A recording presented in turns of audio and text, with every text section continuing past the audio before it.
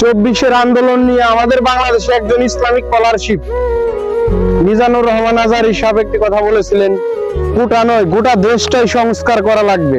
এই কথাটি শুনে গোটা বিশ্বে আন্দোলন সমর্থন করেছিল। আমাদের বাংলাদেশি ভাইরা ইউনাইটেড স্টেট অফ আরব আমিরাতে রাস্তায় নেমেছিল।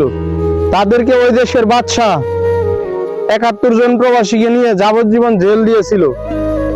তখন আমাদের বাংলাদেশের ডক্টর মোহাম্মদ ইউনূস প্রধান উপদেষ্টা ওই দেশের বাদশাকে একটি স্ট্রেট ফরওয়ার্ড চিঠি লিখলো, বলছে, হে জনাব, হে বাদশাহ, অন্তত আমার সম্মান রক্ষার্থে আপনি বাংলাদেশি প্রবাসীদেরকে ছেড়ে দেন। এই কথা শুনে তাদেরকে মুক্ত করে দিয়েছিল।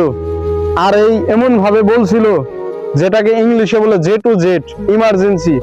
তখন ওই দেশের বাদশাহ বাংলাদেশের প্রবাসী ভাইদেরকে একবারে চিরদিনের জন্য মুক্ত করে দিয়েছে।